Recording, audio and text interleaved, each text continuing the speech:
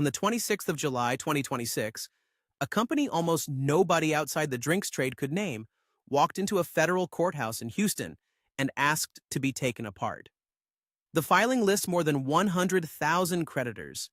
It lists liabilities somewhere between $1 billion and $10 billion against assets of $500 million to $1 billion. Case number 26-90737, Southern District of Texas, before Judge Christopher Lopez. For most of the last decade, that company handled beer, wine, and spirits across roughly 40 states. Not as a broker on paper, physically, trucks, warehouses, a salesperson walking into the store with a tablet. If you bought a bottle in the United States in the last few years, there is a real chance it spent a night in one of that company's buildings. And it did that because the law said it had to stop somewhere on the way to you. Then the company filed to wind itself down. And the shelf did not change. Nothing emptied. No brand disappeared. Whatever was on that shelf in June is still on it, in the same spot, in the same store. That bothered me. A supply chain where the second largest link snaps and absolutely nothing moves is not a supply chain. It is something else, and it took me a while to work out what. So we need 4 things. Where the bottle actually goes. Why a law from the 1930s put a stranger in the middle of that trip. What really killed the second biggest player in it. And why none of that ever reached the shelf. Start with the trip itself. You probably think of buying a drink as a 2-party transaction. Somebody makes it, a store sells it, you pay. That is how nearly everything else you buy works. It is not how this works. In the United States, alcohol moves through what the industry calls the 3-tier system. At the top sits the producer, so the brewery, or the winery, or the distillery, or the importer. Below that, the wholesaler, which is the distributor. At the bottom, the retailer, meaning the liquor store, the supermarket, the bar, the restaurant. And the rule is that the first tier sells only to the second sells only to the third, and only the third sells to you. A distillery cannot legally load a pallet onto a truck and drive it to the liquor store down the road. It has to sell that pallet to a licensed wholesaler, who then sells it back into that same liquor store. The wholesaler takes a margin for the trip. In most states, no company is allowed to own businesses in more than one tier at the same time, which is the other half of the rule and the half that matters more than it sounds. Now, the thing everybody says about where this came from is slightly wrong, and the wrong version is the version I had in my head too. People say the 3-tier system was created by the law that ended Prohibition. The 21st Amendment was ratified in December 1933. Read it, and you will not find the words producer, wholesaler, or retailer anywhere in it. It has 3 short sections and only 2 of them do any work. Section 1 repeals the 18th Amendment. Section 2 hands each state the power to control the transportation and importation of alcohol into its own territory. What is left is housekeeping, a 7-year deadline for the states to ratify it. That is the whole federal contribution. Repeal, then hand the keys to the states. The 3 tiers came from what the states did next. They did not have to build a mandatory middleman. Every single one of them did anyway, in one form or another, and they did it fast, and they were all reading from a remarkably similar script, which leaves a question. Why did dozens of legislatures drafting separately in a hurry land on almost the same answer? The script existed. It was a book. In 1933, with repeal clearly coming, John D. Rockefeller Jr. commissioned 2 men, Raymond Fosdick and Albert Scott, to study how a country should regulate alcohol once it stopped pretending to ban it. They produced a volume called Toward Liquor Control. It was published that same year in the window when state legislatures were scrambling to write rules from nothing. Fosdick and Scott laid out 2 workable models. One was a public monopoly, where the state itself owns the wholesale tier and sometimes the stores. The other was regulation by license, where private companies do the work, but only with permission the state grants and can revoke. Both models were adopted. 17 states run some version of the control model today, which is why liquor in Pennsylvania or Utah or New Hampshire feels different from liquor in Nevada. The rest went with licensing. And every one of them, control or license, inserted a middle tier that had not existed before and could not be skipped. Rockefeller wrote the foreword himself. He said that if careful plans of control were not made, the old evils that Prohibition had been invoked against could easily return. So what were the old evils? This part matters because it is the entire justification for a rule that is still shaping your receipt 93 years later. Before Prohibition, the thing regulators were frightened of was called the tied house. Brewers and distillers owned the saloons outright or controlled them through contracts and loans. A tied house sold one producer's drinks and nobody else's. And because the producer's only interest was volume, the pressure ran one direction, always toward pouring more. Credit was extended. Rules were bent.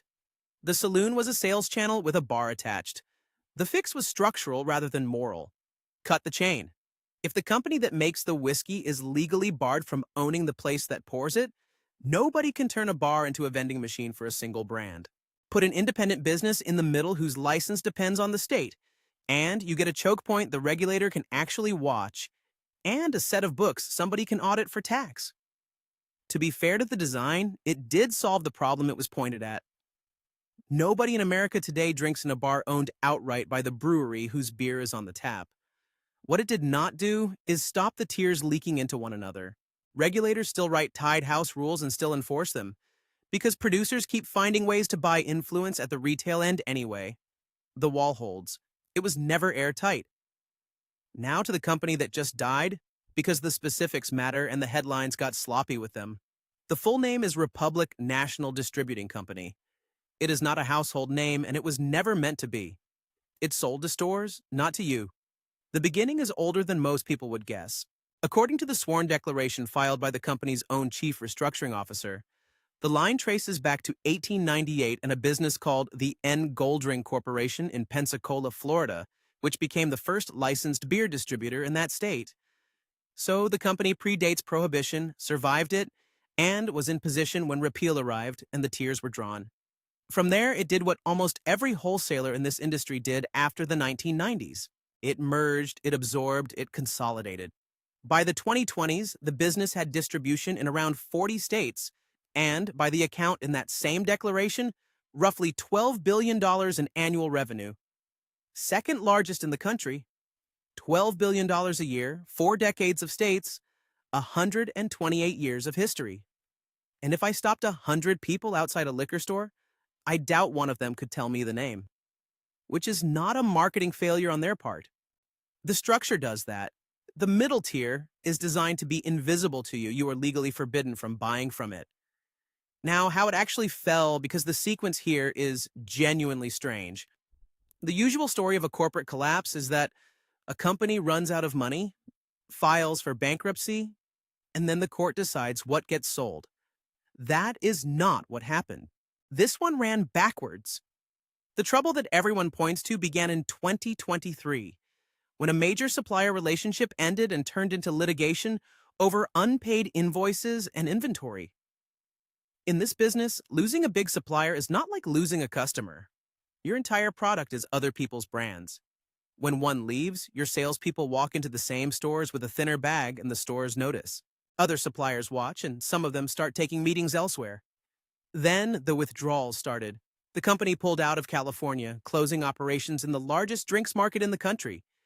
Then it began selling itself off in pieces, while it was still trading.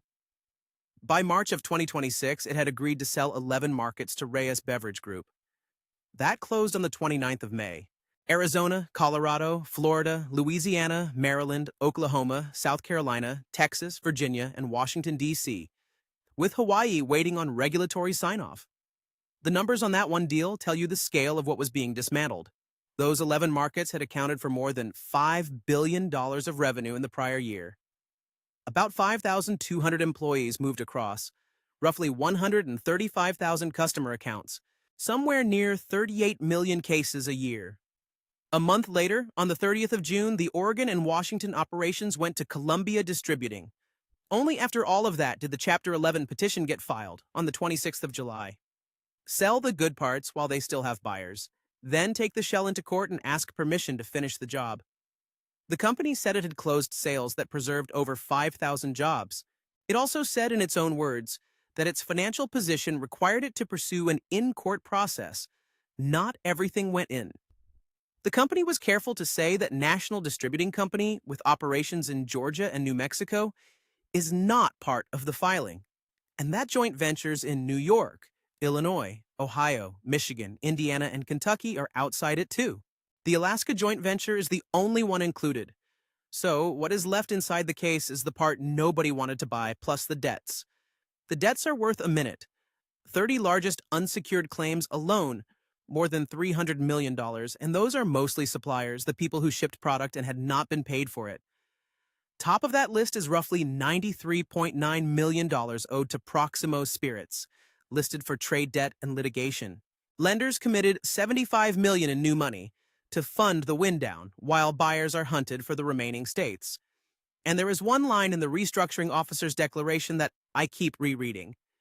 Since 2018, the company made more than $700 million in tax distributions to its two equity holders, money that left the business lawfully for the owners in the years before the business could not pay its suppliers.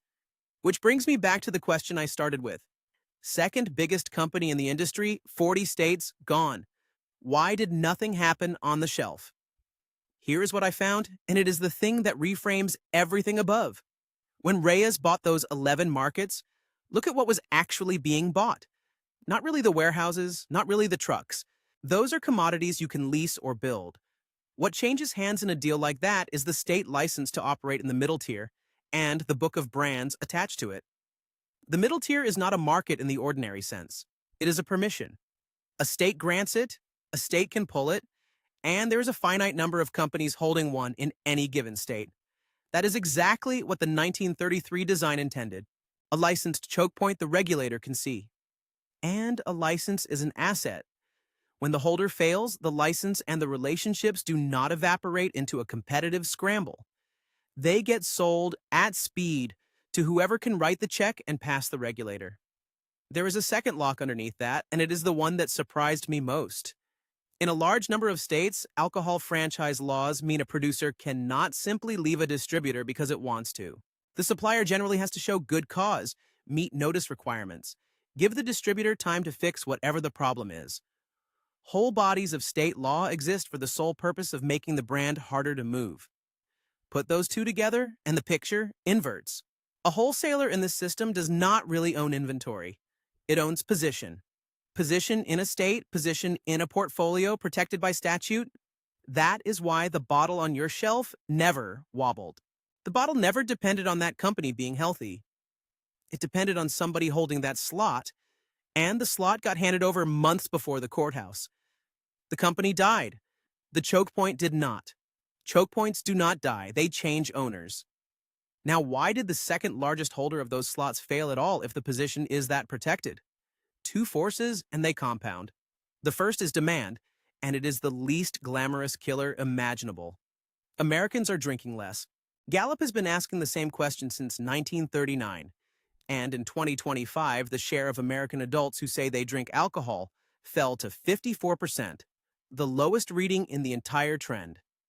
It was 62% in 2023 and 58% in 2024. 3 consecutive declines, which Gallup notes has no match anywhere in its history of the question. The decline is not evenly spread.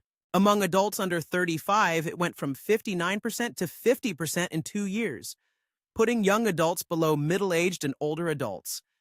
And for the first time in the trend, a majority of Americans, 53%, now say that 1 or 2 drinks a day is bad for your health. In 2018, that figure was 28%. The restructuring declaration puts a marker on when this stopped being a slow trend and started being a problem. Sales held up until 2023, which the filing describes as the first year in nearly 3 decades that overall alcohol sales declined. The second force is what that does to a business shaped like this one. A distributor is a fixed-cost machine. Warehouses on long leases, a truck fleet, a sales force, compliance staff in every state, licenses to maintain whether volume is up or down. The margin per case is thin by design, because the tier exists to be a pass-through. When cases fall, the costs do not fall with them, and the tier has no pricing power in either direction. It cannot make the whiskey cheaper, and it cannot make you thirstier. So it is the middle that breaks first. Not the distiller, who still owns the brand, not the store, which can put something else on the shelf. The middle, which owns neither, and has to be paid for the trip regardless. That pressure is not landing on one company. The company that failed was not the only one. Eagle Rock Distributing Company filed notice in Colorado back in April of 2026 that it was shutting down operations, with 514 employees laid off as of the 5th of June. That business was being absorbed by Southern Glazers, the largest wine and spirits distributor in the country. That is the direction of travel, and it is not new. The number of independent wine distributors in the United States has fallen from something like 3,000 in the 1990s to roughly 1,000 today.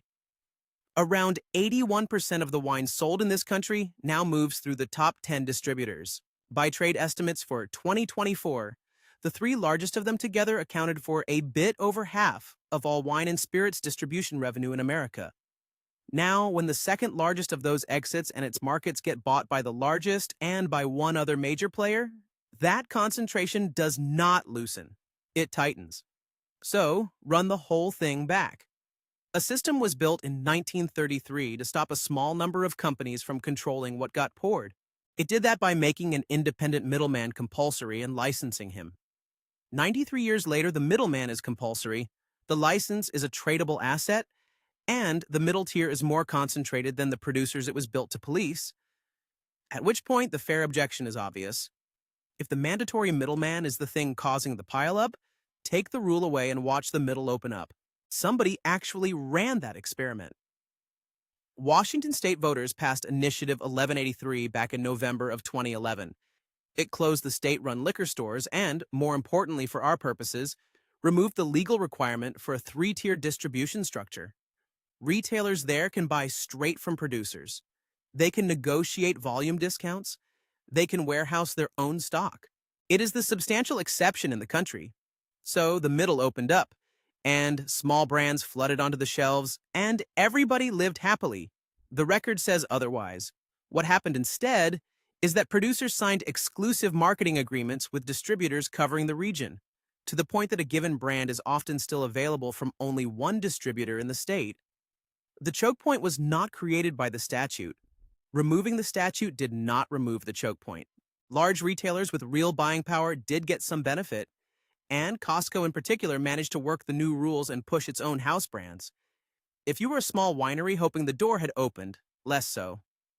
That is the uncomfortable read. Scale is doing most of the work here, and the law is just the thing that made scale legally defensible. The courts, for what it is worth, are comfortable with it.